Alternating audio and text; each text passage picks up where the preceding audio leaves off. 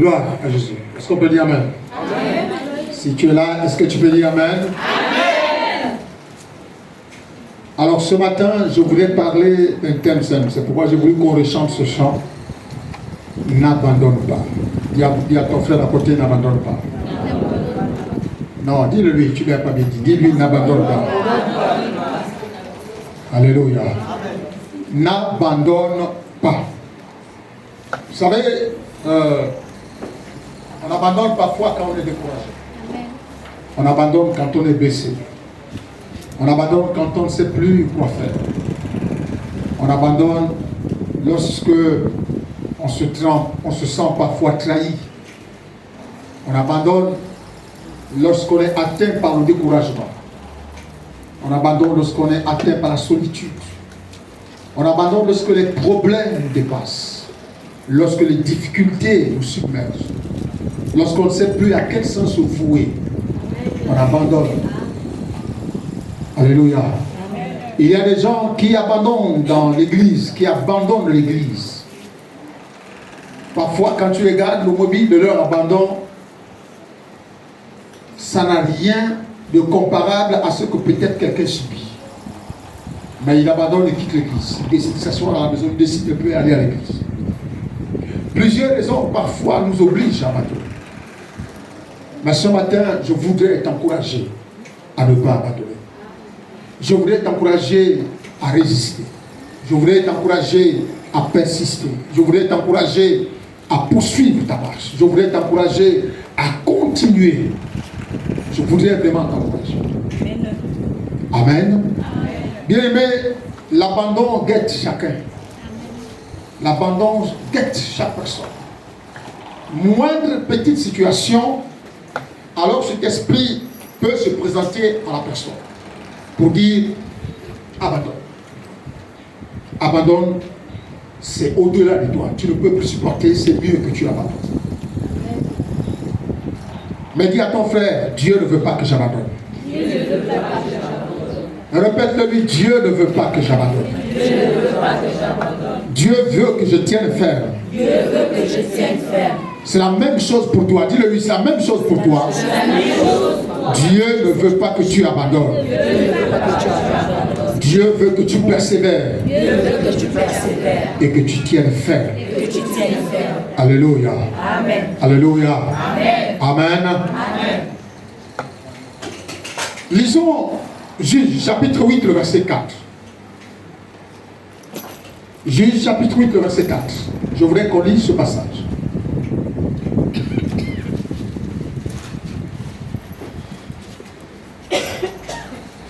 Juge chapitre 8, le verset 4.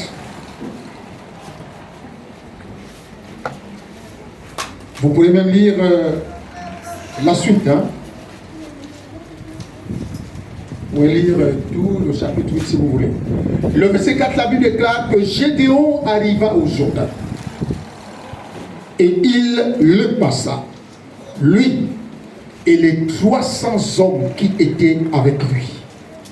La partie qui m'intéresse ce matin, c'est la suite. Fatigué, mais poursuivant toujours. Fatigué, mais poursuivant toujours. Ils étaient fatigués de marcher. Ils étaient fatigués de poursuivre l'ennemi. Mais ils n'ont pas donné à l'ennemi l'opportunité de les vaincre. Amen. Par l'abandon. Ils n'ont pas donné à l'ennemi la possibilité de les vaincre par leur démission. Ils ont fait quoi? Même dans la fatigue, ils ont continué de marcher. Même dans la fatigue, ils ont persévéré. Même dans la fatigue, ils ont tenu ferme. Même dans la fatigue, ils ont continué à poursuivre l'ennemi, même fatigués. Alléluia. Amen. Et vous verrez, les gens vous diront, pourquoi tu n'es pas arrivé à l'église? J'étais fatigué. La Bible dit fatigué, mais poursuivant toujours. Fatigué, mais continuons toujours. Fatigué, mais résistant. Fatigué, mais persévérant. Non, une simple petite fatigue. On doit la maison. Une simple petite fatigue. On est découragé. Une simple petite fatigue. On a du mal à venir à l'église parce qu'on est fatigué. Et ils étaient fatigués, ils pouvaient abandonner. Mais ils ont compris que s'ils abandonnent, l'ennemi va prendre le dessus. C'est pourquoi beaucoup, frères, qui sont souvent fatigués, qui abandonnent parce qu'ils sont fatigués, l'ennemi prend le dessus. Amen. Amen. On peut se rasseoir. Merci. Je pense qu'on m'a déjà donné le temps. Alléluia. Amen. La Bible dit, lui et les 300 hommes n'ont pas arrêté de poursuivre l'ennemi. Mais la Bible dit fatigué, mais poursuivant toujours.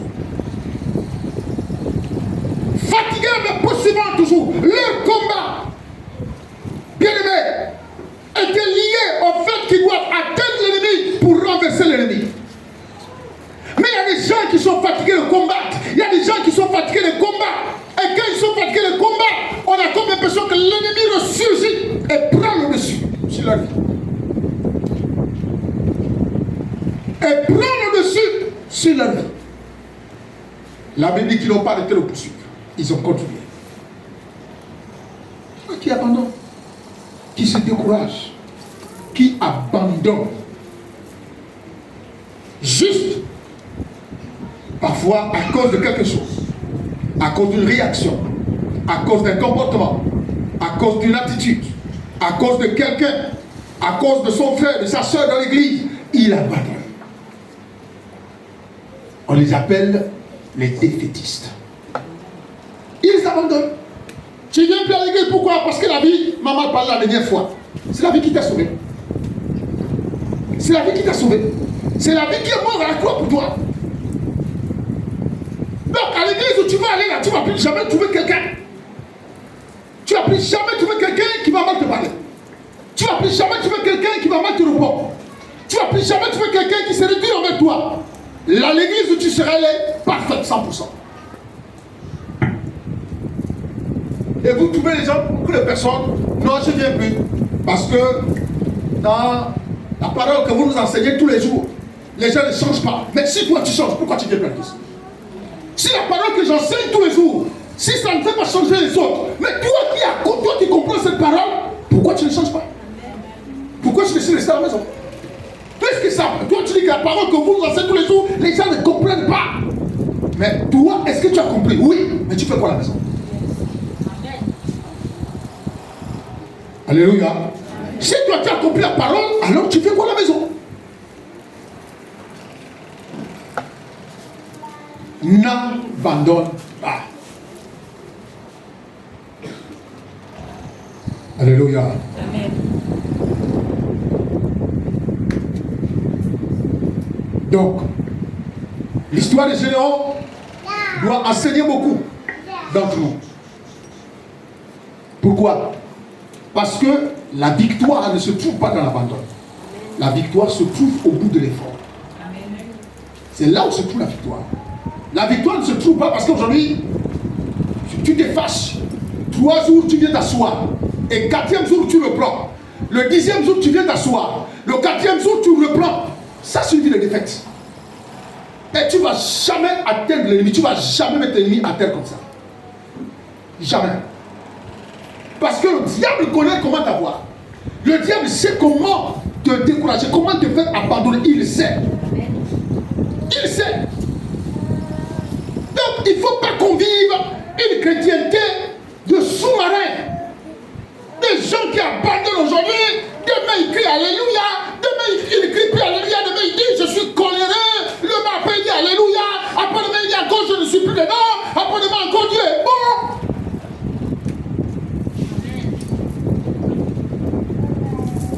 Frère, si Jésus devait abandonner, tu n'es pas là. Amen. Jésus ne nous connaissait pas nous tous là. Amen. Il connaissait personne pour aller donner sa vie sur la croix pour nous tous. Il ne connaissait personne. En dehors des Juifs qu'il voyait tous les jours. Et même il n'était pas obligé d'y aller. Mais il est allé par amour. Il devrait abandonner. Dès qu'il a vu que la situation devait être dure, il devait dire à son père, pardon, je vais venir. Je ne peux plus. Mais il a dit, je vais souffrir, je vais partir. Je vais souffrir, je vais partir. Aujourd'hui, vous pouvez voir, écoutez, des vies spirituelles sous-marines. C'est-à-dire, aujourd'hui, vous les voyez, ils sont tous allés, Dieu est bon, il est puissant, alléluia, gloire à Dieu. Mais quand ils sont rentrés là, vous posez la question, ils sont où? Quand ils rentrent dans l'eau là, vous posez la question, mais ils sont où? Ils ont été blessés. Quelqu'un lui a mal parlé. Le pasteur a été tué. Les gens sont comme ça. Les gens ne changent pas. Lui-même, il ne change pas. Il préfère rester dans l'eau. Lui-même, il ne change pas. S'il a changé, on devait toujours voir sa tête à la surface de l'eau. Mais lui, il voit d'abord seulement les autres. Il ne change pas. La parole qu'on nous enseigne, il ne change même pas. Tous les jours qu'on parle, il ne change pas. Non, moi je suis découragé. Tu es découragé pour quelqu'un. C'est pas lui qui est mort à la gloire pour toi. Mais pourquoi tu vas sacrifier ta foi pour quelqu'un qui n'en vaut pas la peine? Selon toi.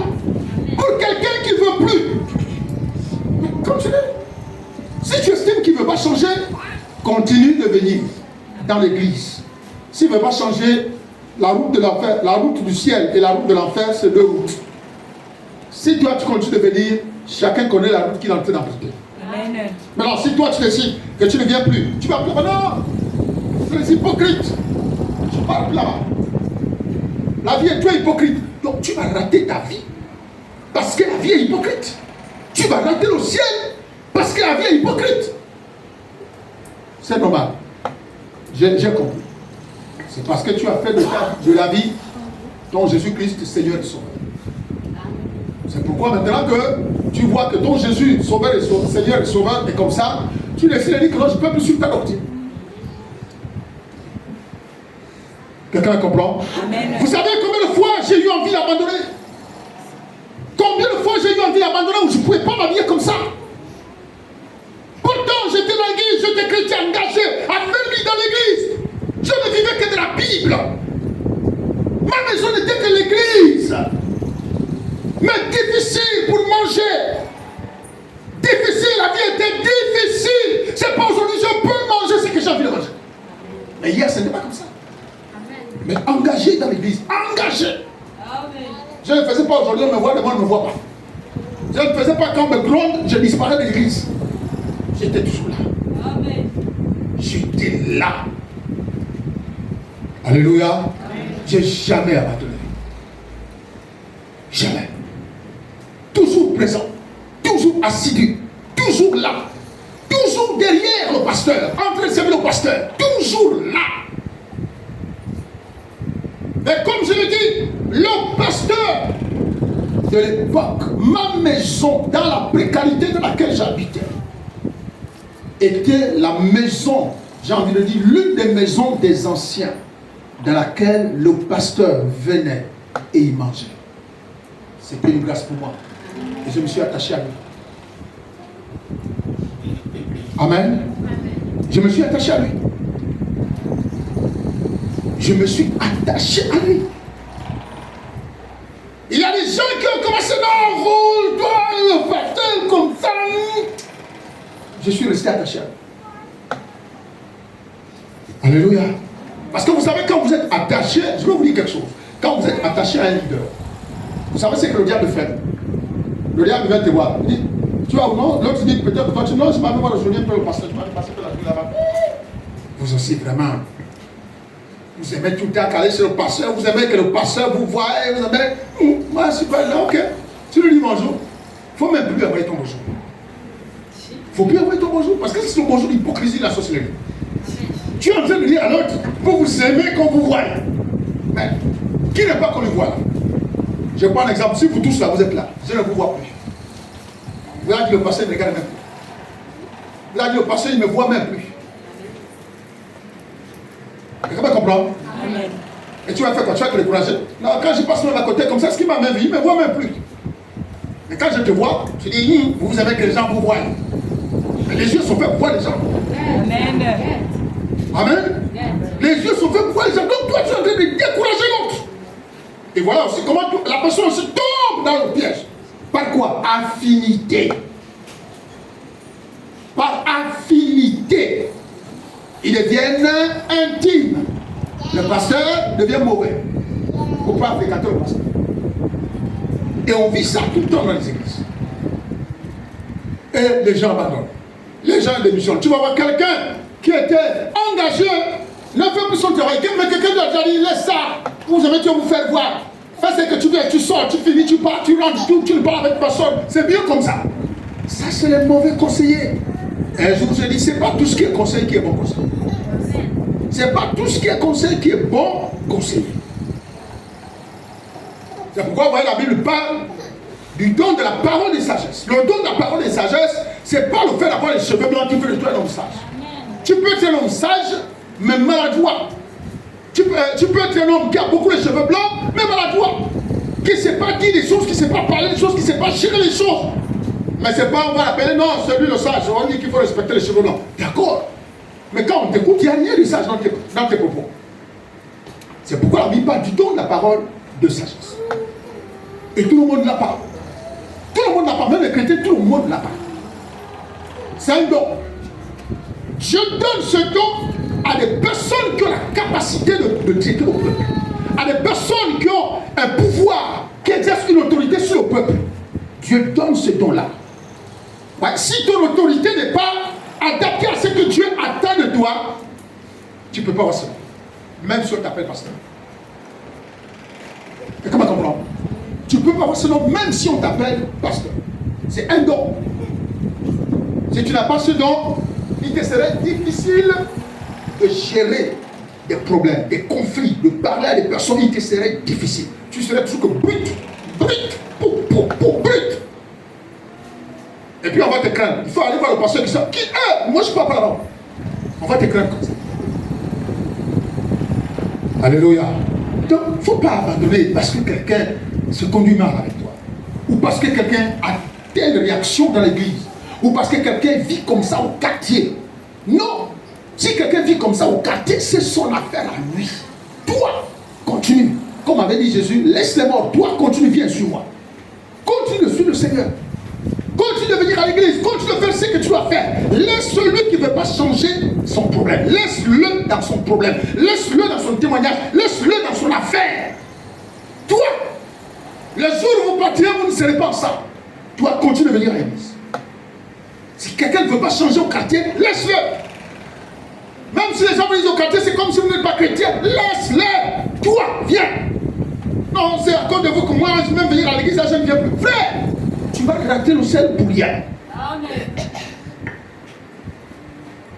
Tu vas rater le ciel pour rien.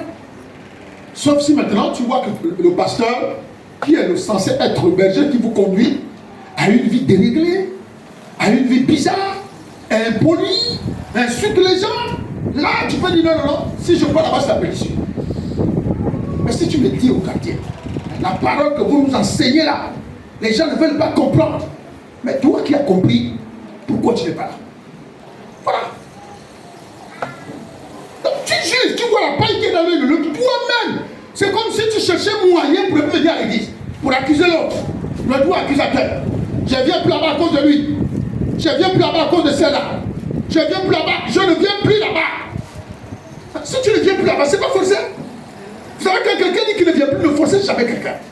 Parce qu'après, il va devenir quoi? Une épine dans vos mains. La personne va vous donner la vie dure. C'est pourquoi quand vous voyez quand quelqu'un dit je veux partir, laissez quelqu'un partir. Quelqu'un va comprendre. Amen. Alléluia. Amen.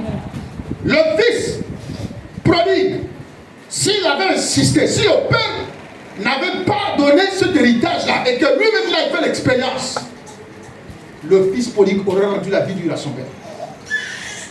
Moi je peux partir, moi il devait même travailler, il devait se mettre rester à s'asseoir pour ne plus rien faire. Le père lui a dit ok, prends. Va vivre l'expérience maintenant toi-même seul. Et quand il est parti, alors, ce qu'il a vécu là-bas, nous tous on connaît, on a lu, pour ceux qui lisent la Bible. On a lu. Donc il y a parfois des gens, quand il dit qu'il veut partir, n'empêchez pas quelqu'un de partir. Quelqu'un va comprendre. Et quelqu'un qui quitte l'église, on ne peut pas fermer l'église parce que lui il a quitté l'église. Jamais de la vie. Si quelqu'un dans votre maison, vous êtes un père de famille, si l'enfant décide de partir de la maison, vous allez fermer votre maison parce que vous allez brûler la maison parce qu'il a fait partir. Non, la maison continue à vivre avec ceux qui sont restés. Alléluia. Amen. Et vous allez voir qu'après, vous verrez d'autres vacanciers qui vont venir dans votre maison. D'autres vacanciers, donc le bruit va commencer à arriver parce que les gens viennent dans votre maison. Alléluia. Amen. Sauf une maison qui n'accueille jamais les gens. Une maison qui n'accueille jamais les gens, c'est compliqué. Toute une maison doit accueillir les gens. Non, ne venez pas dans ma maison, vous là, je ne suis pas là. Non. Une maison doit accueillir les gens. Donc quand quelqu'un, par exemple, là-bas, si quelqu'un vient là, non, j'étais à Diablo, on était 10. Ah bon, oui. Ah, vraiment, l'église là, c'est sûr que le pasteur dans le péché. Tu me connais? Amen. C'est sûr que le pasteur, c'est sûr qu'il a communiqué, c'est sûr que l'esprit, c'est sûr. Non, frère. Quelqu'un qui part, quelqu'un qui quitte ta maison, tu ne fermes pas ta maison. Tu n'arrêtes plus de vivre, tu n'arrêtes plus de manger. Tu mourras. Tu mourras si seulement tu prends le deuil, tu prends le départ de ton enfant ou de la personne comme un deuil. Tu ne veux plus manger, tu ne veux plus parler, tu ne veux plus faire quoi que ce soit. Là, tu tomberas malade. Et si tu tombes malade, c'est ta santé qui est mise en cause. C'est la même chose avec l'Église. Quand quelqu'un est parti, par exemple, il est parti. Ce n'est pas parce que la personne est partie qu'on ne peut plus vivre, qu'on ne peut plus travailler, qu'on ne peut plus continuer de faire ce qu'on faisait. On doit continuer de faire. Quelqu'un est parti, nous, on vit. La vie continue. Amen. Alléluia. Amen. Alléluia. Il faut élever votre vision. Il faut arrêter la vision de la bassesse, la vision qui permet de regarder quand la vie était là. La vie est bâtie. Point final. C'est tout. On n'abandonne pas parce que ta bénédiction se trouve dans la persévérance. Ta bénédiction se trouve dans la persévérance. Yes. On n'abandonne pas parce que c'est au-delà des portes que tu rentres, que tu accéderas pour saisir ta grâce et ta bénédiction. Amen. Il y a des gens à 1 kilomètre du plein, ils abandonnent. Ils ne savent même pas que le kilomètre qui s'arrête là, qui termine là, c'est là où se trouve la bénédiction. Ils préfèrent non, on fait que marcher, le désert n'en finit point, le désert ne finit pas, on ne comprend pas depuis 10 ans, je ne vois rien depuis 10 ans, je ne comprends rien, je ne comprends rien. Élève ta vision, dis à ton frère, élève ta vision. Élève ta vision. Alléluia. Amen. Poursuis ton chemin, poursuis, n'abandonne pas. Juste à cause de ce que tu racontes. Si Gédéon devait abandonner, si le peuple devait abandonner avec des problèmes, lorsqu'il partait faire, aucun chemin n'est sain. Tous les hommes de la Bible, de l'Ancien Testament au Nouveau, tous ceux à qui Dieu a promis une destinée meilleure, le chemin n'était pas dégagé totalement. Il y avait des obstacles à affronter, à rencontrer, à surmonter. Il y avait tellement des situations difficiles qui pouvaient amener les gens à abandonner. Et dire non, Dieu ne peut pas nous amener sur un chemin comme ça. C'est trop compliqué. Je ne peux plus supporter. Je ne peux plus. Je suis à bout. Je suis à bout. Là, je suis dépassé. Je ne peux plus. Et on fait quoi? On s'arrête, on marque une pause. Voilà, on vient d'abandonner. On vient d'abandonner. Donc, bien aimé, nous allons ce matin avoir le texte de base qui va beaucoup nous instruire et nous enseigner. Ruth. Je voudrais que quelqu'un ouvre sa Bible à Ruth chapitre 1. Ruth chapitre 1.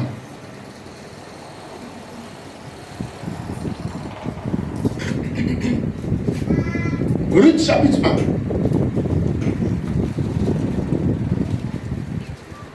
Je vais lire à partir du verset 1 pour tout le monde. On va aller jusqu'au verset 2.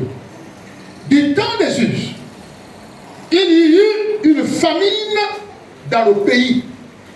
Écoutez bien, Élisée à travers les livres. Il y eut une famine dans le pays. Un homme de Bethléem de Juda partit avec sa femme et ses 2 fils pour faire un séjour dans le pays de Moab. 2. Le nom de cet homme était Elimelech, celui de sa femme Naomi. Et ses 2 fils s'appelaient Maclon et Kiljon. Ils étaient Éphratiens de Bethléem de Juda. Arrivés au pays de Moab, ils y fixèrent leur demeure. Est-ce qu'on peut dire amen? Amen. Il y a des gens qui abandonnent à cause de la famine. Quand ils voient la sécheresse, Quand ils voient la difficulté, si on parle dans le cadre de l'église, il y a des gens qui abandonnent. Quand ils regardent, ils viennent, ils étaient comme aujourd'hui, ils étaient 20. Oh là, l'église là n'est plus comme avant. L'église là n'est plus comme avant. Il y a des gens qui abandonnent à cause de la famille. On peut dire ce qui est normal. On peut dire ça comme ça. Ce qui est normal. Parce que l'exode parfois permet aux gens d'être à la recherche de bien-être. D'aller trouver un îlot, un endroit où on peut vivre en paix, où on peut manger, où on peut être prospère. Et ça peut arriver à tout le monde. De quitter un endroit, regardez, nous tous on n'était pas à Libreville. Mais Libreville devient comme Canaan. Tout le monde veut s'installer à Libreville. Tout le monde veut vivre à Libreville. Donc, l'exode, c'est quitter un endroit pour aller s'exiler quelque part. Et cet homme-là, sentant qu'il y avait de la famille, il a décidé, lui et sa femme, d'aller s'installer ailleurs. Alléluia. Mais quand il y en a qui partent, il y en a aussi qui restent. Amen. Amen. Ceux qui partent ne peuvent pas supporter. Ceux qui partent ne voient pas qu'ils n'ont pas une vision élevée. Ils ne voient pas au-delà de leur nez, comme les gens disent. Ils s'arrêtent à ce qu'ils voient. On n'a plus rien à manger. On n'a plus, tous les champs ne donnent plus. On fait comment? Il faut qu'on aille voir ailleurs. Donc, quand ils vont voir ailleurs, ils vont s'installer sur la base de ce qui existe déjà. Ils vont aller trouver déjà, les choses existent déjà. Mais, ils n'arrivent plus à persévérer. Ils n'arrivent plus à poursuivre leur marche à partir de ce qu'eux-mêmes ils ont planté, avoir l'esprit d'innovation pour recueillir, pour ramener la prospérité, pour ramener la bénédiction de l'église. Ils s'avouent directement vaincus. Ils se disent qu'on ne peut plus, je ne peux plus. Je préfère aller voir ailleurs. Je préfère aller voir ailleurs. Et ils quittent leur terre natale. Pour aller où? À la recherche de bien-être. Amen. Mais quand vous lisez la suite, à partir du verset 4, à partir du verset 4 jusqu'au verset 5, 6, la Bible dit que le chef de famille est mort. Les fils de cette femme sont morts. Donc, l'exode a été fatal pour cette famille. Donc, en voulant se déplacer, en allant chercher le bien-être, ils sont tombés sur la mort. Cette famille est morte. Cette famille a eu 3 pertes. Le chef de famille et les 2 fils. Alléluia. En voulant aller chercher quelque chose de bien. Je suis fatigué de ceci à la famille. Je suis fatigué, il y a la famille. Ça devient difficile. Je ne peux plus repartir là-bas.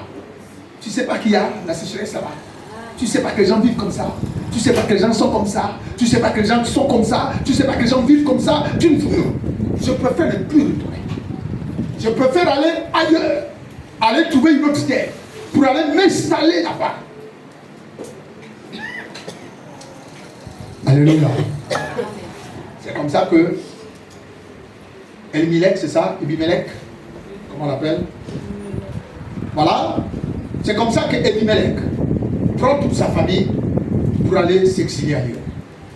Et quand il y va là-bas, il meurt le premier.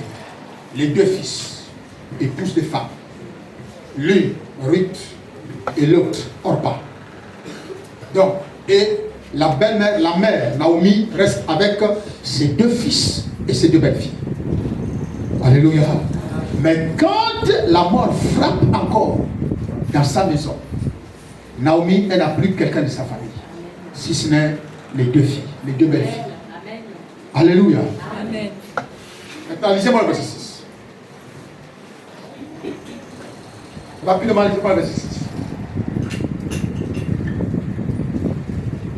Puis, elle se leva. Merci. Puis, elle se leva.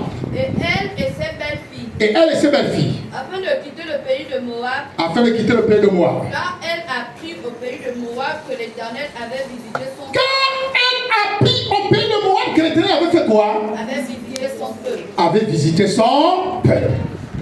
Et lui avait donné du pain. Et lui avait donné du pain. Est-ce que quelqu'un me comprend? Amen. Pendant qu'elle était là en train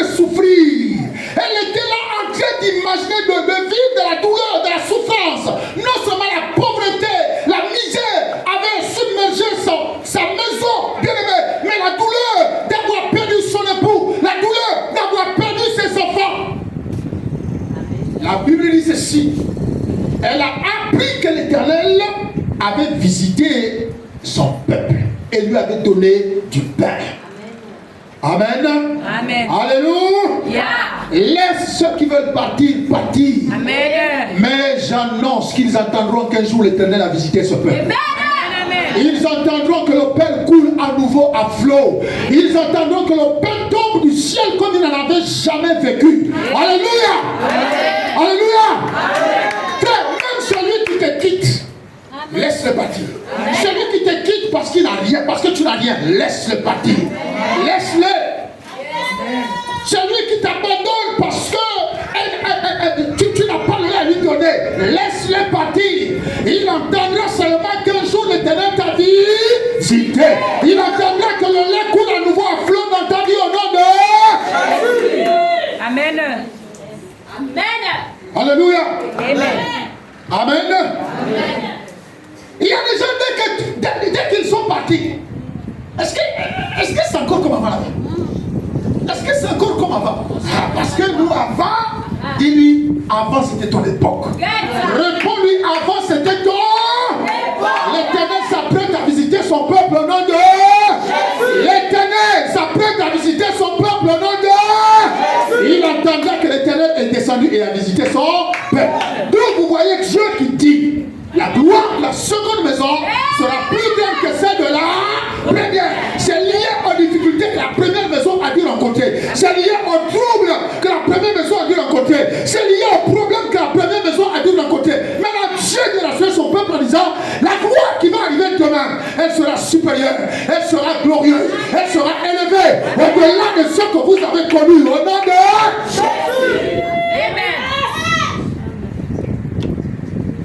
Alléluia. Amen. Mais il y a des gens qui disent, est-ce que c'est encore même avant comme là? Je te dis que c'est dur. Mais moi-même, quand je vois là, je ne sais pas quoi.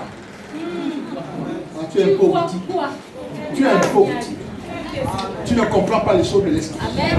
La Bible dit que les choses spirituelles, on ne les donne pas des chiens. Si tu ne peux pas comprendre les choses spirituelles, c'est que tu es chien. Quelqu'un comprend?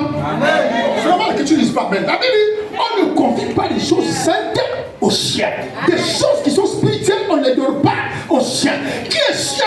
C'est celui qui voit les choses terre à terre. C'est celui qui voit comme il a l'habitude de voir. C'est celui qui entend comme il a l'habitude d'entendre. C'est celui qui parle le langage des chiens. Or, celui qui a le langage de l'esprit et qui voit les choses selon l'esprit dira, l'Éternel a promis visiter son peuple.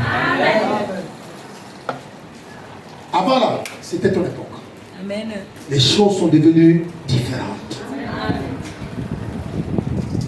Est-ce qu'il y a encore beaucoup de gens? Parce que nous, avant, on était nombreux. Avant, c'était ton époque.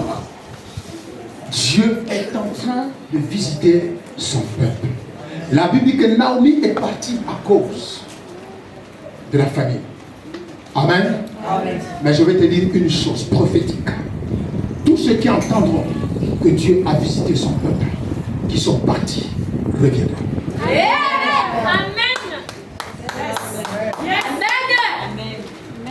Alléluia. Amen. Ils reviendront. Amen. Sans effort. Parce qu'ils auront entendu que l'Éternel a visité son peuple. Quelqu'un comprend? Parce qu'ils auront entendu que l'Éternel a visité son peuple et lui a donné du pain. Le pain, c'est la bénédiction. Le pain, c'est la vie pour te permettre de vivre. C'est tout ce que tu avais perdu. Dieu te redonne cela. Mais pourtant, quand certains sont partis, d'autres sont restés. Amen. Alléluia. D'autres sont restés. Le village n'est pas resté vide. Amen. Il y en a qui sont partis parce qu'ils ne pouvaient plus supporter. Mais il y en a qui sont restés parce qu'ils ont dit qu'ils vont affronter la vie. Ils vont affronter les problèmes. Ils vont affronter les difficultés. Mais il y en a qui fuient à moins de difficultés. Ils sont les fuyards. Là où la difficulté va arriver là-bas, ils vont encore fuir. Là où le problème va arriver là-bas, ils vont encore fuir. Ils sont les fuyards. Mais quand tu élèves ta vision, quand tu l'élèves, tu sais là où tu mets tes pieds. Amen. Quand tu t'élèves, Dieu a dit à Élie,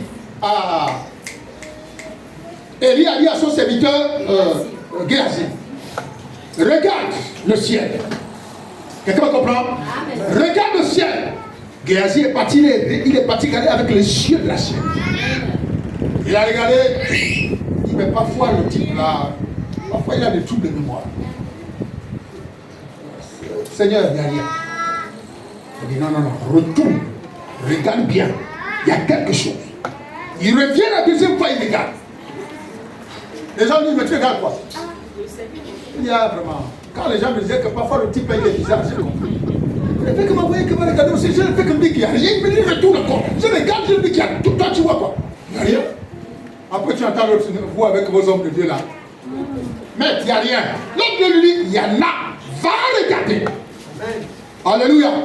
Vous savez, à cause de notre manque de perception des choses spirituelles, Dieu est obligé toujours de montrer un signe pour t'amener à voir qu'il y a quand même quelque chose. Parce que tes propres yeux ne voient rien. L'homme dit, retourne. Frère, l'homme de Dieu qui demande à quelqu'un de repartir 3 fois, c'est que lui, il sait ce qu'il voit dans le ciel. Mais son serviteur ne comprend rien. Il ne voit rien. Il ne voit rien. Alors, quand il repart la 3e fois, il dit, monsieur le témoin, il y a quand même un petit nuage noir. Bon, au moins j'ai de quoi lui dire que j'ai trouvé quelque chose. Il y a quoi? Non, j'ai vu un petit nuage noir, comme une main. L'homme de Dieu lui dit, c'est ça là que j'avais envie que tu regardes. C'est ça là que j'avais envie que tu voies. Et il lui a dit tout de suite, maintenant, va préparer le récipient. Parce qu'il se fait un bruit qui annonce la pluie. Le bruit là, il n'y avait que Élie qui l'entendait. Mais lui n'entendait pas. Lui devait seulement exécuter. Aller informer, aller mettre le récipient parce que la pluie devrait venir. Il y a des gens qui comprennent rien du tout. Il y a des gens qui comprennent rien du tout. Et il est parti au moment où quand l'homme de Dieu a fini de parler ainsi, le ciel s'est assombri à une vitesse incroyable. Et il a commencé à pleuvoir. Pourquoi? Parce que lui, il savait ce qui devait le sortir de là en envoyant son serviteur pour Varigal. Il savait. Alléluia. Donc, laisse quelqu'un qui dit la parole. Quelqu'un va dire, je préfère ne plus venir à l'église. Laissez-le. Laissez-le. S'il ne vient plus à l'église, laissez cette personne. Mais l'avenir nous dira où cette personne ira. Et priez Dieu que cette personne, aucun problème ne lui arrive. Priez Dieu. Si quelqu'un ne sait plus venir à l'église, laissez-le. Si quelqu'un a découvert, tu as parlé 10 000 fois, laisse-le. S'il ne veut rien comprendre, laisse-le. C'est tout. Je ne viens plus là-bas parce que tu es comme ça. Je ne viens plus là-bas parce que tu es comme ça. Ou bien quelqu'un qui dit non, je ne viens plus à l'église parce que je vis dans le péché. J'ai envie de... Sinon, je vais venir souiller l'église. C'est quel enseignement on a sur ça? L'église se retrouve. Qui on trouve dans l'église? Des pécheurs. Qui on trouve dans l'église? Des pécheurs. Qui ont décidé d'accepter Jésus-Christ comme Seigneur et Sauveur. Toi, ton péché est plus grand que le péché qui compte venir souiller toute l'église. Alléluia. Amen. Donc, si quelqu'un décide de ne plus venir, toi, n'abandonne pas. N'abandonne pas à cause du témoignage de l'autre. N'abandonne pas à cause de la réaction de l'autre. N'abandonne pas à cause des raisonnements de l'autre. N'abandonne pas à cause du comportement des autres. Toi, reste enraciné dans la parole. C'est pourquoi je dis souvent aux gens, c'est mieux à l'église, c'est mieux d'être enseigné. Parce que quand tu enseignes, frère, c'est une assurance que ta foi ne peut pas on appelle ça comment? Ta foi ne peut pas baliser, ta foi ne peut pas te déstabiliser. Parce que tu es assis sur la parole. Alléluia. Tu es assis sur la parole. Et quand tu es assis sur la parole, même si je te dis non, mais tu sais qu'à la maison, tu sais qu'à l'église, même si je ne viens pas, mais tu sais que je connais quand même. Après tu commences à dire, oui, sinon tu as raison, Oh. Raison de quoi? Ça ne te pousse à Idate, il nous fait se rentrer, pas Idate. Et puis tu me dis non. Un jour même, je parlais avec Marc. Marc avait même dit que non, mais les lunettes, on doit tous les porter. Hein? Ça, quand même, il avait raison. Mais pourtant, c'est ce que Ève avait reproduit à Satan. Tu as raison. Tu as raison. Et la raison de Ève lui a mené où? La raison du serpent sur Ève lui a mené où? À la mort. Il a raison. Alléluia. Amen.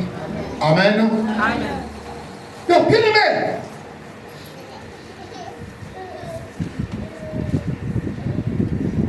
et qu'est-ce qui se passe? Naomi, étant devenue veuve,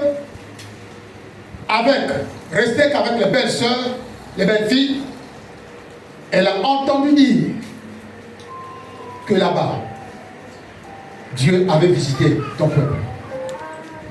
Dieu avait visité ton peuple et lui avait donné du pain. Alors, elle a pris la ferme résolution de repartir dans sa famille, repartir vers sa terre natale. Amen. Mais avant de partir, qu'est-ce qu'elle a dit à ses belles filles? C'est ce qui nous intéresse ce matin. La suite. Naomi dit alors à ses deux belles filles. Écoutez bien, Naomi dit alors à ses deux belles filles. Allez, retournez chacune à la maison de sa mère.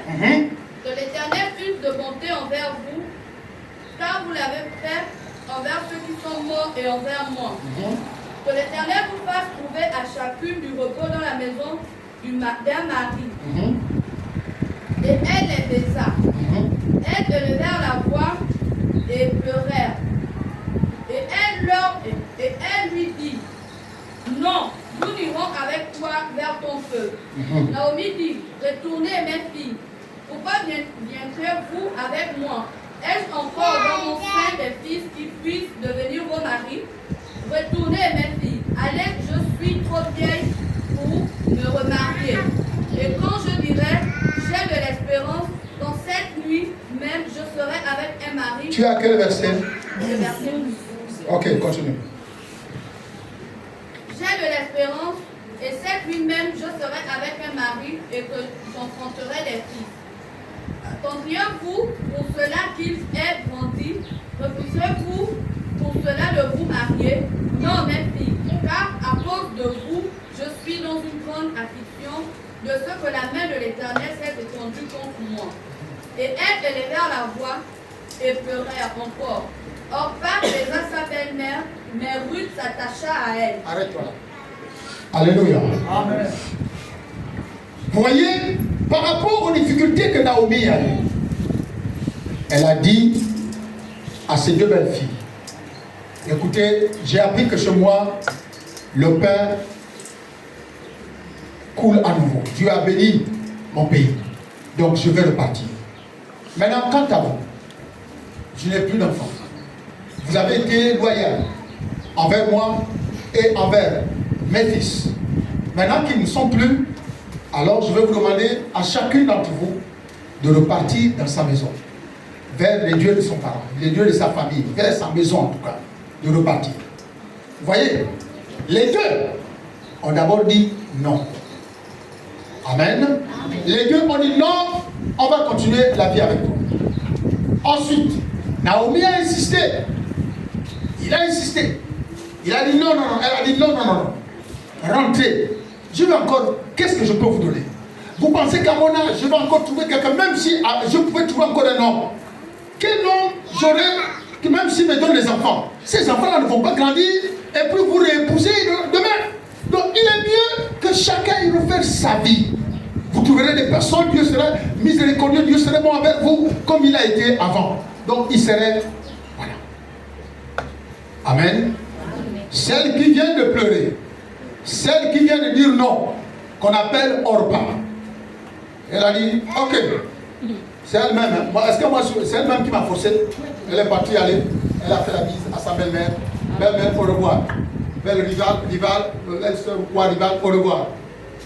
Elle est partie. Alléluia. Orpa est l'image de ce qui abandonne. Orpa est l'image de l'amour conditionnel. Orpa s'est rendu compte que moi j'ai encore besoin d'homme, j'ai encore besoin de la vie.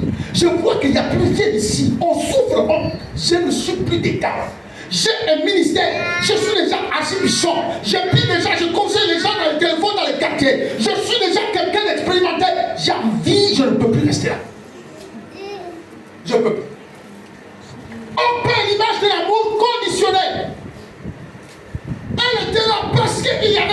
à la maison. Elle était là parce que les hommes l'ont mis dans la maison. Elle était là parce qu'elle bénéficiait de retombées, des bénédictions des hommes. C'est pourquoi elle était là, de son mari. C'est pourquoi elle est restée là. Alléluia. Amen. C'est l'image d'une personne, bien aimée, dont la vision est au bas niveau. L'image des personnes qui abandonnent après avoir souffert, après avoir été attachées avec toi. Elle quitte. Parce qu'il y a des problèmes, elle s'en va. Parce qu'il y a des situations difficiles, elle s'en va. Même quand l'autorisation est venue de la belle-mère, la Bible dit oui. Lorsque les problèmes sont arrivés dans le ministère de Jésus, Jésus a posé la question, comparé avec avec cette histoire. Jésus a posé la question. Quand les gens sont partis, Jésus a dit vous aussi, si vous voulez partir, partez. Je ne vous retiens pas. Alléluia. Naomi a dit, maintenant que je n'ai plus rien à vous donner, si vous voulez partir, partez. Mais je vous conseille d'y aller, parce que je ne peux plus rien vous donner. Ruth a dit, elle a dit non, c'est bon, on va sortir. Je suis sûr que si elle était restée là, pendant longtemps, Ruth l'aurait fait voir de toutes les Orpa. Il aurait fait voir de toutes les couleurs. Parce que ce qu'elle sentait, c'est que la soif qu'elle avait, hein, l'image d'une ambition démesurée, l'image d'une ambition démesurée, elle nourrissait déjà quelque chose. Quand elle était là, elle était assise, elle mesurait, elle voyait, elle sentait que c'est compliqué maintenant. Comment on va faire? Mais Naomi n'a pas eu le temps de dire, celle qui veut partir maintenant, part. Amen. Amen. Parce qu'elle ne voulait pas être confrontée demain à des difficultés. Non, on ne mange pas, on n'a rien, on souffre. Elle a dit, si quelqu'un veut partir, qu'il parte. Et Jésus, quand il a eu les mêmes difficultés, les mêmes problèmes, quand les gens sont partis, quand tout le peuple l'a quitté, abandonné, le premier peuple qui venait d'avoir par le feu de son ministère, tout le monde est parti. Et quand il lève les yeux, il regarde, il n'y avait que les 12 qui étaient là. Et il demande aux 12, si vous aussi voulez partir, vous êtes libres. Amen. Donc, vous trouverez dans l'église des Orpas. Dans l'église des Orpas. Mais malheureusement, il y a parfois des Orpas qui exercent sur une plus grande influence sur les rites. Il y a des gens qui ont là exercé une plus grande influence sur les rites. Au point même que même quand nous ne voulons pas, mais Orpa nous ouvre les yeux, Orpa nous ouvre les oreilles, Orpa parle. Et puis Orpa commence à dire, ça quand même c'est vrai. Amen. Regardez. Et c'est dommage qu'elle ne me l'ait pas dit. Nous partons avec quelqu'un en mission. Juste parce qu'on lui a tapé les poings sur la table. Juste peut-être parce que tu as voulu tirer les oreilles. Juste parce que Orpa s'est présenté. Et puis a commencé à l'endoctriner. L'endoctriner au point qu'elle soit capable d'abandonner. Dis à ton frère, n'abandonne jamais. Non, ta voix a changé. Dis à ton frère, n'abandonne jamais. N'abandonne jamais. Alléluia. N'abandonne jamais. Il y en a qui partent, oui. Il y en a aussi qui restent. Ceux qui restent là, ce sont eux qui ont décidé d'affronter la vie. Amen. Amen. Ils ont décidé d'affronter. Mais celui qui reste n'est pas seulement quelqu'un qui a décidé d'affronter la vie. Celui qui reste est celui qui croit en toi. Amen. Est celui qui te fait confiance. Amen. Quelqu'un me comprend? Amen. Il te fait confiance, il croit en toi. Pierre a dit à répondre à Jésus. Quand Jésus a dit, si vous voulez aussi partir, allez-y. Pierre a dit, on va encore aller où? Nous, on a cru en toi. Amen. Et on te suivra partout. Amen. Amen. Quand tu tisses cette alliance, tu dois t'attendre également à ce que si tu fais mal, que l'homme pour qui tu as cru, l'homme en qui tu crois et que tu suis, te reprenne. Et ça va déterminer si c'était une confession de lèvres ou c'était une confession de parole. À qui nous prions-nous? Tu as les paroles de la vie. Et on a cru en toi. Le même Pierre qui répond là, comme ça, c'est au même Pierre à qui Jésus dit, arrière de moi, Satan. Comme j'ai l'habitude de le dire, si je te réponds comme ça, c'est fini, tu es parti de l'église. Tu te rends compte? Le pasteur dit que je suis Satan. Il dit, arrière de moi, je suis en train de lui parler des vraies choses. Il dit, arrière de moi, Satan. Ok, comme j'ai Satan, pour éviter que je l'amène les démons dans l'église, je ne viens plus. Ça, c'est le raisonnement primitif. C'est le raisonnement des gens qui sont encore au niveau bas. Arrière de moi, Satan. Le même Pierre, Jésus a dit, Pierre, toi, tu vas me l'aider. Seigneur, comment tu peux me dire ça? Pierre, quand je te vois, tu vas me l'aider. C'est arrivé. Amen. Amen. Amen. Amen. Mais qu'est-ce qui a maintenu Pierre? C'est la prière que Jésus a faite sur lui. Laquelle? Jésus avait dit un jour à ses disciples. Pierre, il s'est adressé à Pierre. Il dit, Satan vous a réclamé. Est-ce que vous comprenez? C'est quoi une réclamation là? On ne le voit pas. On le voit. Satan vous a réclamé.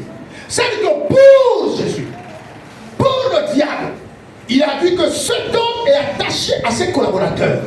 Alors, Satan veut semer le trouble au milieu des collaborateurs. Satan veut les disperser. Satan veut créer une rupture. Satan veut créer une séparation. Il dit, Satan vous a réclamé. Il dit, mais j'ai prié pour toi. Toi. Il n'a pas prié pour tout le monde. Il avait la réclamation des 12 sur les 12. Mais il a prié pour un.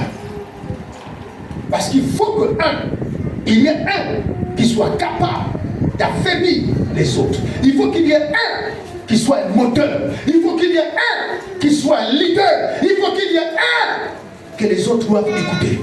Il dit, mais j'ai prié pour toi. Afin que ta foi n'arrive pas à manquer. C'est-à-dire que tu n'arrives pas à être en rupture de la foi. Parce que si tu es en rupture de la foi, les 11 autres vont se lever.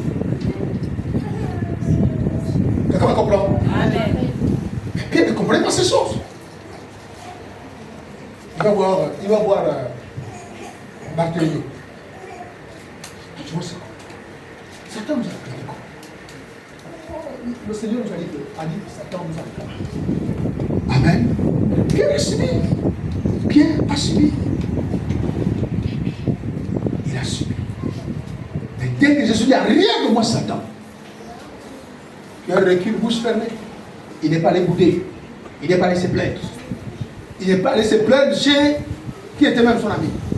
Je ne sais pas qui était son ami. Il n'est pas allé se plaindre chez ceux qui étaient chez son propre frère André. Il n'est pas allé se plaindre. Même quand ça se faisait de manière directe, à rien de moi Satan. Les autres sont là, ils regardent. Quand Pierre recule comme ça, tout le monde voit Pierre qui recule. Pierre qui s'assoit.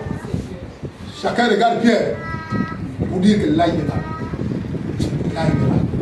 J'imagine que les autres sont en train de dire, donc là il est là, Satan est rangé là. Donc les gens réfléchissent, les gens se posent des questions. Qui va aller parler à Pierre? On connaît Pierre un fougueux nerveux. Avec une parole dure comme ça, rien de moi Satan. Qui va aller parler à Pierre pour dire que tu sens comment dans le corps? Qui va aller poser la question à Pierre? Alléluia.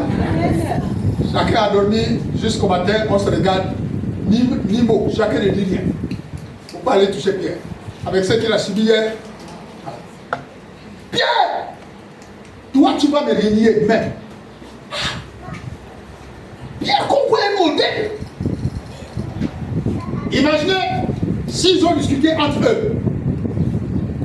En tout cas, ils discutent. En tout cas, Pierre, la personne à qui on a dit que tu vas venir, c'est pas moi, c'est toi. Oui, les deux accusateurs.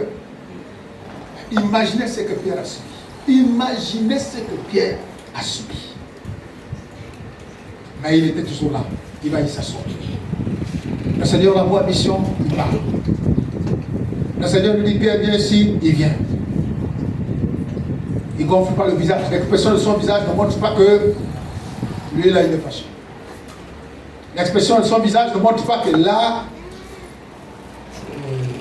si tu lis encore les mots là, ça va, voilà, ça va exploser. L'expression de son visage ne dit pas que non, comme il est comme ça, je peux faire finir ma bouche, fermer ma bouche, sinon on va finir en bagarre. En bagarre. Mieux laisser. Alléluia. Amen. Mieux laisser. Frère.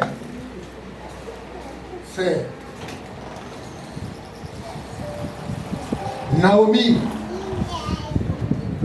est le modèle, est l'image. C'est-à-dire que ce qui s'est passé dans Ruth s'est reproduit dans le Nouveau Testament. Quand Jésus a dit à ses disciples, si vous voulez aussi partir, vous êtes libres. Et les disciples ont dit, à qui d'autre ayons-nous? Tu as les paroles de la vie. Et nous, on a cru en toi. Qu'est-ce que Naomi a répondu? Suivant. Écoutez la réponse. Verset 15. Naomi dit à Ruth. Naomi dit à Ruth. Voici ta belle-sœur est retournée vers son... La belle-mère dit encore, écoute, l'autre est parti. À toi aussi, si tu veux partir, tu pars. On y va. Verset 7. Ruth répondit. Pourquoi Naomi dit à l'autre, si tu veux partir, tu pars? Parce qu'il y en a quand ils ont tellement d'affinité, que quand l'autre bouge, l'autre aussi a envie de bouger. Moi je suis en train de partir, tu fais comment? C'est comme ça? Tu fais comment?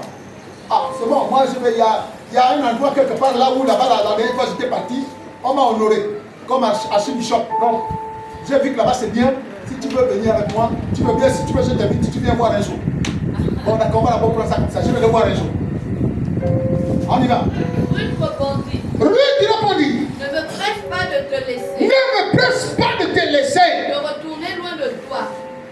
Comment? Reprends. Ne me presse pas de te laisser. De retourner loin de toi. De retourner loin de toi. Où tu iras, j'irai. Écoutez bien. Fallait doucement. Faut pas seulement dire là c'est là où on va doucement. Il dit, où tu iras, j'irai. Où tu iras, j'irai. Ensuite, où tu demeureras, je demeurerai. C'est ce que les disciples disent, demeurer avec le Seigneur. Amen. Pitié. On y va. Ton peuple sera mon peuple. Ton peuple sera mon peuple. Et ton Dieu sera mon Dieu. Et ton Dieu sera mon Dieu. Amen. Continue. Où tu mourras, je mourrai. et j'y serai enterré. Que l'Éternel me traite dans toute sa rigueur. Autre chose que la mort vient à me séparer de toi. Alléluia. Amen.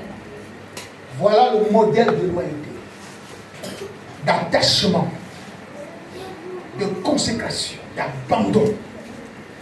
Naomi dit à sa belle-mère, elle est partie, c'est son affaire à elle. Elle est partie, c'est son ambition à elle. Elle est partie, c'était sa vision. Mais moi, là où tu mourrais, là où tu partiras, je serai là. Amen. Ton Dieu sera mon Dieu. Ton peuple sera mon peuple. Que Dieu me traite dans toute sa rigueur s'il arrive que je t'abandonne. Oh. Alléluia. Amen. Que Dieu me traite dans toute sa rigueur s'il arrive que je t'abandonne. Amen. Les autres vont vous dire quoi? Même quand Pierre, je reviens, je fais toujours la comparaison entre les deux passages. Quelqu'un veut un jour quitter Viamonon. Ah papa, on ne sait pas comment Dieu fait les choses. On ne sait pas comment, on ne sait pas. Peut-être que Dieu, Naomi a dit que Dieu me traite dans toute sa rigueur. Je n'irai nulle part. Naomi a montré sa volonté d'être attachée. Elle n'a pas dit, si, Rick, merci. Elle n'a pas dit, peut-être que la volonté de Dieu demain, on ne sait pas comment demain ça va être. Non, c'est ça. Il faut qu'on dise toujours, non, bon, on ne sait pas. Dieu, lui, a autre chose. Les apôtres ont dit, nous, on a cru en toi. On ne bouge nulle part. Personne n'a dit que bon, peut-être que là, on ne sait pas ce que va, demain ça va être. Mais ils ont été clairs. On n'ira nulle part. Elle dit que Dieu me traite dans toute sa rigueur. Si, en dehors de la mort, j'arrive à me séparer de toi. Amen. Ça, c'est fort. Amen. Amen. Amen. Quand Naomi a entendu ça,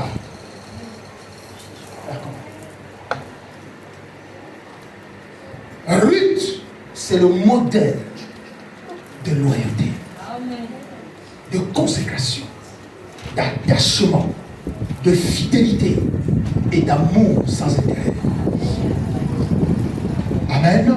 Le contraire de l'autre.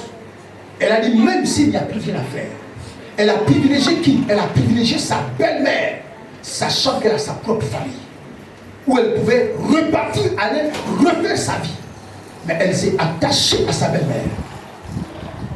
Elle s'est attachée à sa belle-mère. Même sachant qu'il y a sa famille, sa terre natale, dans son pays qui l'attendait, qu'il y avait une certaine liberté de vie qui l'attendait, la possibilité à 90% de refaire sa vie qui l'attendait. Elle a dit, je ferai jamais ça. J'ai cru en toi. Je me suis attaché à toi. Tu m'as montré la voie de ton Dieu. Je resterai. Je resterai avec toi.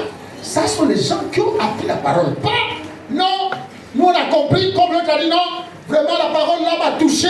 Mais si ça t'a touché, pourquoi tu as abandonné là? Amen. Si la parole t'a touché, pourquoi tu es parti? Celle qui a été touchée, elle a fait quoi? Elle est restée. Malgré le départ, malgré la mort, malgré les difficultés, malgré la sécheresse, malgré les problèmes, malgré les déserts que ces trois femmes traversaient. Ruth a dit, je ne bougerai nulle part. Je serai avec toi. Là où tu iras, j'irai. Amen. Là où tu iras, j'irai. Elle est restée attachée. Mais toi, comme non, toi, je te dis que je ne veux plus te voir. Si, comme c'est rare dans les églises, hein, c'est rare. Toi, tu ne prêches plus. Toi, tu ne fais plus rien. Toi, tu ne fais plus rien. La personne ne fait pas. Comme on ne chasse pas les gens dans l'église, sauf les sorciers. On peut chasser un enfant qui est sorcier. Quelqu'un qui fait la sorcellerie, toi, ne viens plus à l'église. Si tu ne veux pas changer, reste chez toi. Oui, on peut dire ça à quelqu'un. Si tu ne veux pas changer, tu restes chez toi. Mais on n'a jamais chassé quelqu'un. Dans l'église, quel que soit ses heures. Jamais. Il faut, je ne sais pas comment. Mais, imagine quelqu'un. Tu fais comme non, je ne fais rien. Je ne vois même pas ce que je viens faire dans l'église. Un exemple. Je ne vois même pas ce que je fais dans l'église. Je ne fais plus rien. Même par les gens balaient. On m'a dit je balaye. On m'a dit je lance pléchette. On m'a dit je ne fais plus ça. Je ne sais même plus ce que je fais. Un jour, 2 jours, 3 jours, 4 jours, 5 jours, 6 jours, un jour. Après peut-être un mois, la personne va commencer à manquer le culte de dimanche. C'est comment tu n'as pas dit non, j'étais malade. Il n'était pas malade. Il était malade dans sa tête. Amen. Amen. C'est comme ça. Pourquoi ils m'ont menti comme ça? Non, je ne suis pas arrivé, j'étais malade. Non, on avait une réunion là-bas. Il n'y avait pas de réunion. C'est parce qu'ils étaient malades dans la tête.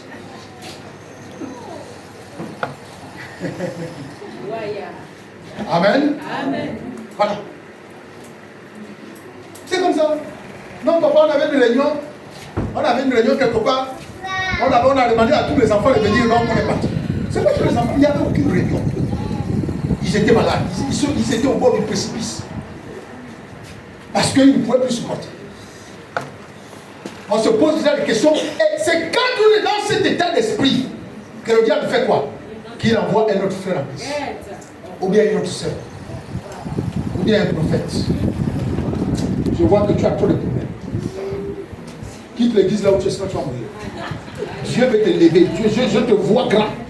Dieu veut te lever. Donc, toute cette consolation-là, ça vient sur le prophète.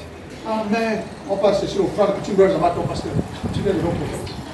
Merci de Dieu. Non, ça m'a fait du bien. J'avais besoin d'entendre ça. Pitié. Alléluia. J'avais besoin d'entendre ça. Et puis, allez, c'est fini. Ok, je peux avoir ton contact. Pourquoi il n'y a pas de problème de le contact? Bébé dimanche, la soeur, comment ça va? Non, j'ai un message pour toi. Si tu peux venir à l'église, il y a le Seigneur qui a vraiment. Il faut que tu sois là parce qu'il y a une parole, il y a un message pour toi. Ok, papa. Il a déjà un nouveau papa. Ok, papa. Ok, dimanche alors, ok. Quand tu appelles dimanche, si tu appelles à l'heure du culte, non, c'est pas moi, il rejette l'appel. Il rejette l'appel. Non, papa, on était à une réunion de la famille là, on a dit que tous les enfants devaient être là. Alors qu'il était au rendez-vous, à l'invitation. Tu connais comment les choses se passent? Je connais, papa. C'est comme ça que ça fonctionne. Amen. Amen. Amen. Alléluia. Après quand ça va passer, le temps va passer pour ça, tu vas entendre que non, papa, un jour, je ne sais pas, il y a un homme de Dieu qui m'avait dit que, oh voilà, alors que l'homme de Dieu là, c'est l'homme de Dieu là qui est venu au moment où tu étais en trouble. C'est lui qui a parlé, mais il dit ça plus tard. Un jour il parle là-bas, 2 jours il parle là-bas, mais comme le Dieu se passe, quand tu es habitué dans ta maison, voilà, tu as envie de revenir quand même. Mais comme on ne t'appelle pas, je dis bon, comme on ne m'appelle pas, c'est bon. Donc, bien aimé, n'abandonne pas. Ruth est le modèle de loyauté. Ruth n'a pas regardé à ce qui n'existait plus dans. Ruth n'a pas regardé à ce qui n'existait plus dans, que sa belle-mère ne pouvait plus l'offrir. Ruth a levé les yeux plus haut. Il a dit, ton Dieu sera mon Dieu. Alléluia. Amen. Ton Dieu sera mon Dieu. Hey! C'est rare de voir aujourd'hui, les gens vont dire, non, papa, comme je dis là, si quelqu'un veut partir, qu'il parte. Bon, si tu veux partir, pars. Tu vas voir quelqu'un va dire, je vais partir, ton Dieu sera mon Dieu. Qui va te dire ça? Quand il parle maintenant, c'est comment? Non, je ne veux plus, je ne pars plus là-bas. Il m'a même dit de partir. En tout cas, je pars. C'est pas grave, je peux trouver une autre église où je peux aller, pour le moment, je peux aller prier. Je peux me prendre de concentrer, je suis là pour aller prier cela. Quel est l'enfant qui va te dire, ton Dieu sera mon Dieu? Qui? Là où tu iras, j'irai. Ce que tu feras, je serai là. Ton Dieu sera mon Dieu. Dans ma tête là, il n'y a pas une autre belle-mère que je dois chercher. Il n'y en a pas. Amen. Je n'ai pas envie d'aller me remarier. Je n'ai pas envie. Je reste là. Je te connais. Amen. Quand vous lisez la suite de l'histoire, et avec moi quand on lit la suite de l'histoire. Quand on lit la suite de l'histoire. Bien aimé, on découvre que Naomi était dans le repos. Était dans le repos. Et la fille, la belle fille a pris le flambeau. Elle a dit à sa belle-mère, reste là. Moi je vais m'occuper de la maison. Je vais trouver du travail. Amen. Elle ne s'est pas découragée, elle n'a pas abandonné. Jusqu'à ce que le ciel s'est ouvert. Dis avec moi, le ciel s'est ouvert. Le ciel s'est ouvert. Pendant qu'elle allait glaner, elle a rencontré Boaz. Dis avec moi, elle a rencontré Boaz. Elle a rencontré Boaz. Pourquoi a-t-elle rencontré Boaz? À cause de sa loyauté vis-à-vis de Naomi. Amen. Si elle était partie comme on part, elle ne devait jamais rencontrer Boaz. Boaz l'a positionné, Boaz l'a élevé, Boaz l'a ramassé à terre et l'a positionné, Boaz l'a nettoyé, Boaz l'a béni. Boaz est devenu son bienfaiteur. Amen. Quand elle a été bénie, Naomi a été bénie. Amen. Alléluia. Amen. Pourquoi? Parce qu'elle a tenu ferme. Elle n'a pas abandonné. Elle n'a pas dit malgré les paroles dures que mon père me donne, je ne vais pas me décourager. Malgré les paroles que le pasteur donne à mon endroit, je ne veux pas me décourager. Malgré les pasteurs durs, les paroles dures que maman donne, je ne veux pas me décourager. Non, frère, elle n'a pas dit, malgré la dureté et la sécheresse, je préfère me tenir à l'écart du pasteur. Je préfère me tenir à l'écart de maman. Non, elle a dit, ton Dieu sera mon Dieu. Là où tu seras, je serai là. Amen. Alléluia. Amen. Je ne veux pas, mais c'est comment tu vas prêcher le pasteur. Je préfère, je viens à l'église, je m'assois, je finis, ce que j'ai à faire, je fais, je passe, je rentre. Dis avec moi, rupture. Rupture. Alléluia. Mais c'est comment? Tu n'as pas rendez-vous avec maman. Oh non, je ne sais pas plus. La dernière fois, j'avais même honte. Non, si c'était parti, c'est même parti dans l'église. Mais je ne sais même pas ce qui me retient encore. Alléluia. Je ne peux plus. Non, je ne peux plus. Ruth a dit que Dieu me traite dans toute sa rigueur. Ah! Ça, c'est carrément, dis avec moi, alliance. Alliance. Ça, c'est une alliance que Ruth a fait avec qui? Non. Ruth a fait avec Dieu. Ça, c'est une alliance que Ruth a fait avec Dieu. C'est-à-dire que c'est comme si Ruth a dit à Dieu, je ne quitterai jamais cette femme. Jamais. C'est pourquoi quand elle dit que Dieu me traite dans toute sa rigueur, si en dehors de la mort, quelque chose ne s'est pas dit. Mais pas gronder Carla. Carla va la refaire 2 jours, elle ne vient pas. C'est comment je t'ai pas vu mercredi. Papa, j'avais la garde. Il n'y a même pas la garde. Lucie, toi tu n'es pas venu. Non, je faisais accoucher les personnes. Il y a plus de femmes, ça, les femmes. C'est une nation qui fait accoucher les femmes.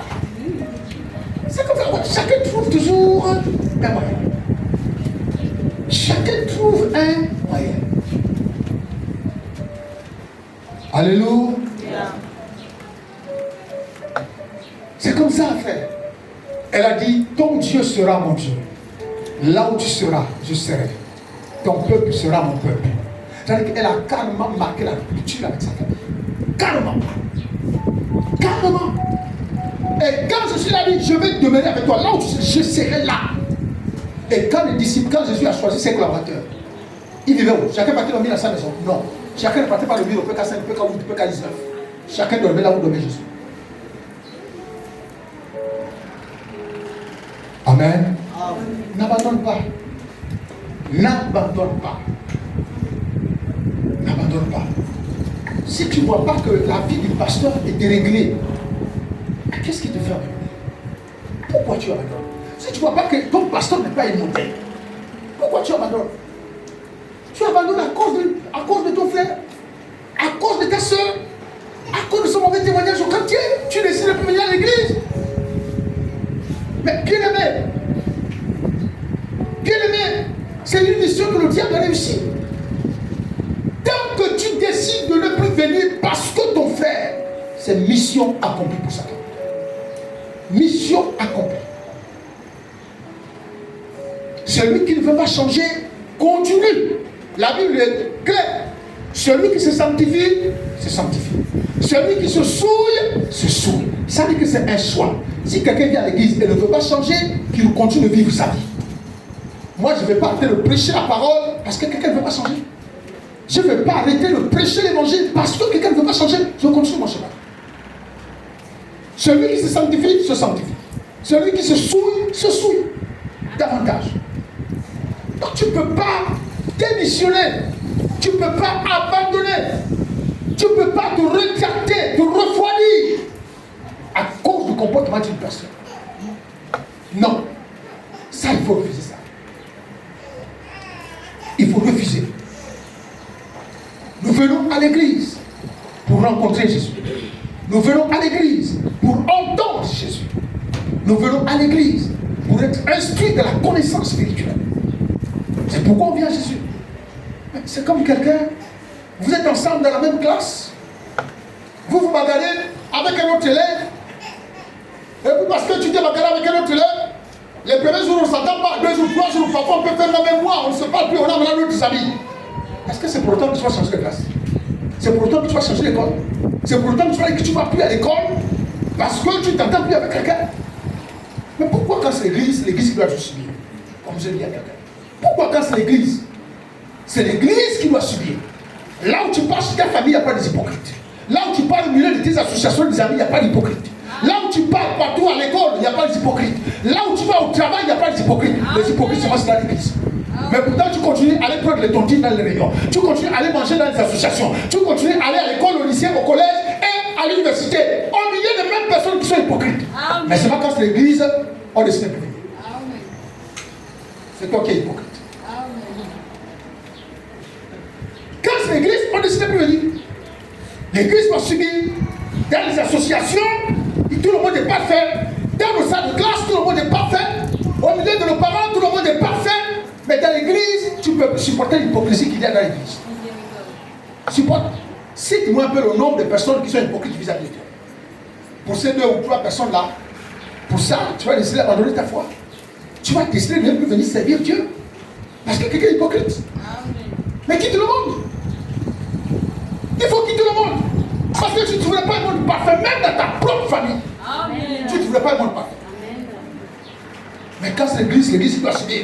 C'est comment dire, il faut qu'on t'appelle, il faut qu'on te supplie. Il faut. Frère, attention. N'abandonne pas. Amen.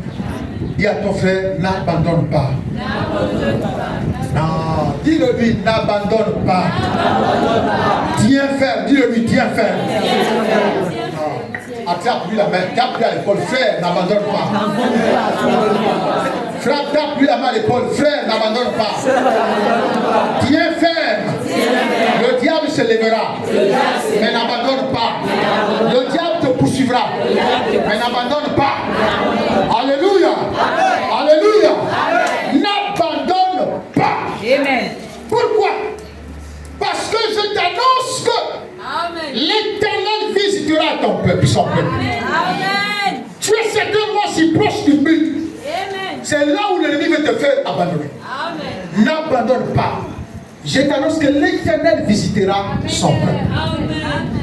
Si tu abandonnes, tu seras de ceux qui entendront que l'Éternel a visité son peuple. Amen. Il est mieux que tu sois de ceux qui sont restés dans la vie avant le retour de Naomi. Ceux-là qui ont abandonné, ceux-là qui ont persévéré, ceux-là qui sont restés et qui ont bénéficié de la visite du Seigneur et du pain en abondance qui a commencé à couler. Naomi, lorsqu'elle est repartie, elle a trouvé que les autres jouissaient déjà du pain en abondance. Les autres avaient été témoins de la visitation du Seigneur. Naomi n'a pas été témoin. Naomi a seulement entendu. Alors je veux que tu n'abandonnes pas. Pour que tu n'entendes pas, mais que tu sois de ceux qui vont vivre. Que tu sois de ceux qui seront témoins de la visitation de l'Éternel, ton Dieu. Est-ce que tu peux dire Amen? N'abandonne pas. Même si les problèmes, même si les montagnes, même si les déserts, même si les difficultés t'ont noyé, t'ont submergé, même si des problèmes compliqués ont envahi ta maison, ont envahi ta vie, n'abandonne pas. Parce que l'Éternel déclare dans Genèse 8 que la Bible déclare que lorsque le déluge a soufflé, il a plu pendant 40 jours à la surface de la terre. Et pendant qu'il pleuvait, les eaux ont submergé la terre. Il n'y avait plus d'arbres, il n'y avait plus de toits de maison qu'on pouvait percevoir. Il n'y avait plus de montagnes qu'on pouvait percevoir. Mais bien-aimé, n'abandonne pas. Parce que je t'annonce que l'Éternel est en train de faire sécher l'eau de ta vie. Est en train de faire sécher le désert de ta vie. Bientôt tu te lèveras sur le sommet de montagne. Bientôt tu te positionneras sur le sommet de montagne. Bientôt tu lèveras ton Dieu sur le sommet de montagne. Bientôt les hommes te verront sur le sommet de montagne. N'abandonne pas. Alléluia. Amen. Alléluia. N'abandonne pas. La Bible dit, pendant que les gens cherchaient à voir le Seigneur, ils sont arrivés. Et les disciples ont dit, mais Jésus, avant certainement qu'ils ne disent, venez dormir avec moi, venez rester avec moi. Mais tu dors où? La Bible dit, ces personnes, Jésus les a fait venir. Il a dit, venez. Ils ont suivi Jésus. Et voyez où je dors. Amen. Amen. Et voyez où je dors. N'abandonne pas. Ta vie spirituelle va remonter. N'abandonne pas, ta vie spirituelle va remonter. Amen. Parce que je vois l'Esprit de Dieu qui t'attire vers le Seigneur. Je vois l'Esprit de Dieu. Écoutez, voir, c'est une perception prophétique qui n'a rien à voir avec Dieu me dit. Une perception prophétique. Je vois l'Esprit de Dieu qui te ramène, qui te relève, qui te fait sortir du gouffre dans lequel tu étais et qui te fait rentrer dans la gloire du Père, qui te fait rentrer dans l'intimité du Seigneur. Père, je vois cette gloire qui arrive. Je vois ce Jésus qui t'attire à lui, qui te donne le désir, l'envie d'être dans sa présence, l'envie de méditer, l'envie de communier avec lui. Je vois, frère, je vois l'Esprit de Dieu en mouvement qui t'attire vers lui pour te connecter à la gloire de Jésus. C'est pourquoi je dis n'abandonne pas. Tes faiblesses de ta présence ne seront que l'ombre des souvenirs. L'ombre des souvenirs, parce que pendant que tu es au son de ma voix, l'Esprit de Dieu va te distinguer, va te prendre et t'introduire dans la présence de Jésus. Pour que tu sois dans son intimité, pour que tu sois dans son intimité et que tu sois dans sa communion. Amen. Mais si tu abandonnes, frère, que les eaux qui troublent ta vie, les difficultés, les complications, les problèmes difficiles que tu traverses ne t'éloignent pas de lui. Frère, que ça te pousse à rentrer dans la communion avec lui. Parce que plus tu vas communier avec lui, frère, plus l'Esprit de Dieu va développer cette proximité avec le Seigneur et te fera rentrer dans sa gloire. Où tu parleras et l'Éternel te répondra. Où tu parleras et Jésus là pour te fortifier. Où tu parleras et te tiendras la main et te dira, persévère, tu es ferme. Où tu parleras et le Dieu, l'éternel Dieu tout-puissant, se révélera, apparaîtra devant toi pour te dire, je suis avec toi, tu es ferme. N'abandonne pas. Combien de fois tu as eu envie d'abandonner, tu as été désespéré au point que tu as pensé que l'Éternel a fermé son oreille à tes supplications, à tes prières, à tes douleurs, à tes gémissements, à tes cris. Mais ce matin, il te dit qu'il est sur le point de te visiter. Il est sur le point de te visiter. Il est sur le point de te visiter. Le pain que tu as perdu reviendra. Le pain qui manquait à ta maison reviendra. Le pain qui manquait à ton ministère reviendra. Le pain qui manquait à ton église reviendra. Le pain qui manquait et qui te permettrait d'être frère bien-aimé, d'être quelqu'un comme un nomade qui allait à gauche et à droite à la recherche d'une bénédiction.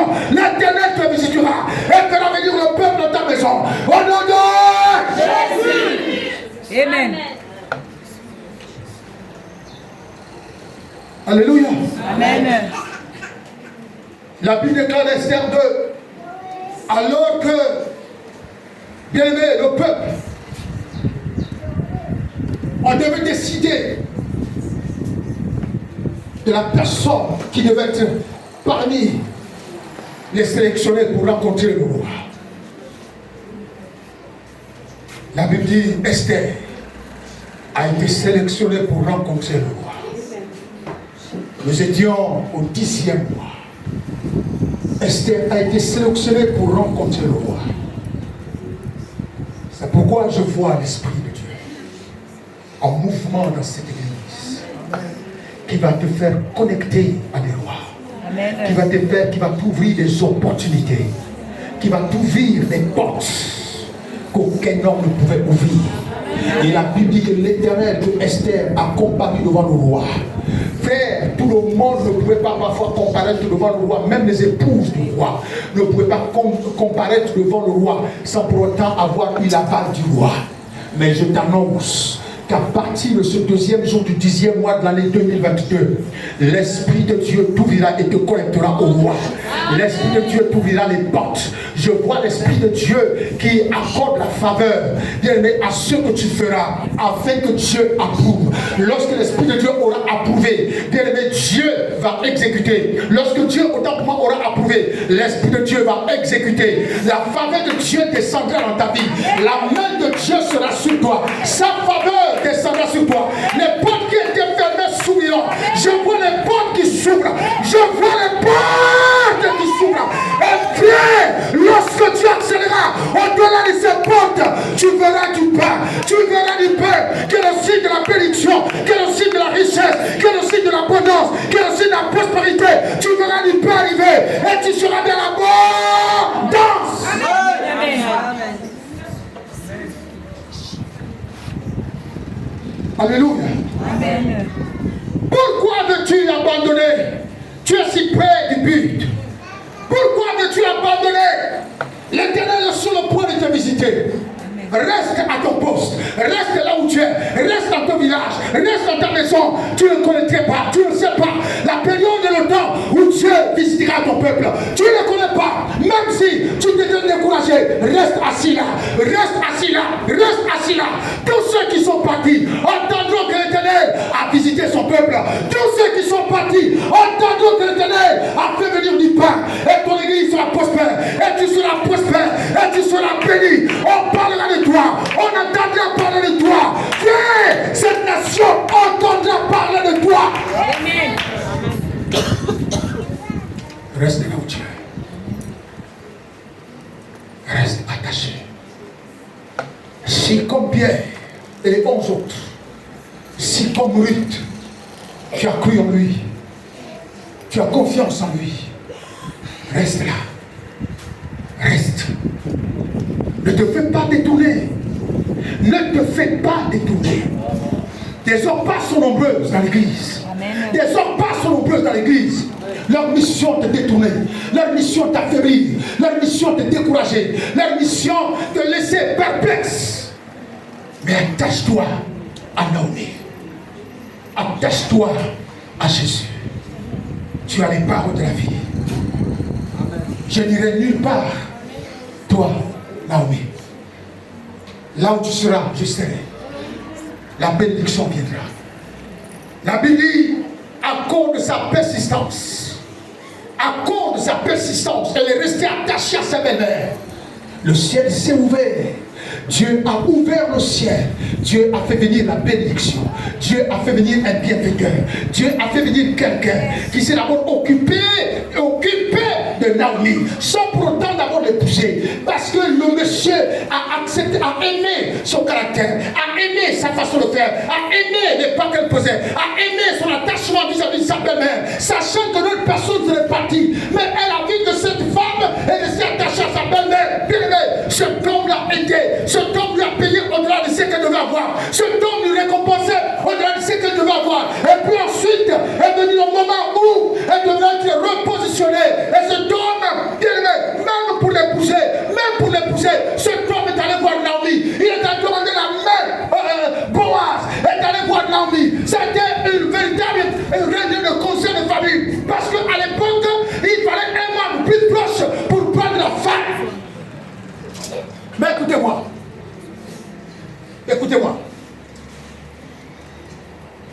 Il y avait un membre plus proche, selon les principes qui régissaient en Israël, qui avait le droit en premier de récupérer Naomi, de récupérer Ruth. Amen. Boaz n'était que le second. Il y avait avant lui quelqu'un d'autre. Amen. Quand Dieu a déjà écrit ta destinée. Lorsque Boaz lui-même, il s'en va. Il a voulu aider cette femme. Il l'aidait. Mais quand il a s'agit de questions de mariage, Boaz a dit, je ne suis pas la personne la mieux placée. Il y a quelqu'un de mieux placé qui est avant moi. Il allait voir la personne pour dire, bon, il y a Naomi qui est là. Puisque tu sais que selon la loi, tu es la première personne qui a le droit de récupérer la femme. Ruth. Le monsieur qui est en numéro 1 a dit, quel était mon présent? Je ne peux pas. Amen. Alléluia. Amen. Mais toi, tu peux le faire. Si tu veux, je te donne le droit. Le droit que moi j'avais avant toi, moi je te le cède. Alléluia. Amen. Quand Dieu a déjà écrit ton histoire, même si quelqu'un d'autre, même s'il y a un autre prophète, même s'il y a un autre pasteur, même s'il y a un autre bishop, même s'il y a un autre archevêque, frère, quand ton destin est attaché à un homme, frère, Dieu va te connecter à lui. Il va te connecter à lui. Amen. Quelqu'un comprend? Amen. Amen. Le monsieur est allé, il a épousé Naomi. Alléluia. Amen. Et Naomi est restée en haut pendant que la belle. Il a épousé Ruth. Boaz a épousé Ruth. Et Naomi était là. Ruth faisait tout. Ruth allait travailler. Ruth allait glaner. La belle-mère était là au repos. La belle-mère était là. Quand Ruth vient avec la bénédiction, elle montre à sa belle-mère. La belle-mère dit, mon Dieu, qui t'a béni comme ça? La femme dit, c'est que Dieu m'a fait du bien. C'est que Dieu m'a fait du bien. Dieu m'a donné une opportunité. Et j'en ai saisi. Oh là là, que Dieu est là. La belle-mère bénissait l'homme qui bénissait sa belle-fille. La belle-mère bénissait l'homme qui bénissait sa belle-fille. Alléluia. Alléluia. Elle proclamait des paroles de bénédiction pour cet homme. Elle bénissait sans cesse cet homme. Jusqu'à ce qu'il lui a dit, mais non, maman, ouais, belle-mère, le monsieur s'appelle Boaz. Elle dit, mais je connais Boaz. Amen. Amen. Amen. Alléluia. Amen. Alléluia. Belle-mère, tu es restée avec mes filles. Tu peux trouver les Boaz à côté, la belle-mère ne met pas. Tu dois aller à la belle-mère, j'ai trouvé le monsieur s'appelle Boaz. La belle-mère dit, je connais Boaz. Il fait partie de la famille de mon mari. Je connais Boaz. Alléluia. Alléluia. Amen. Alléluia. Amen. Je vois l'Esprit de Dieu qui amène vers toi Boaz. Un bienfaiteur, quelqu'un qui va t'aider, quelqu'un qui va t'aider, qui va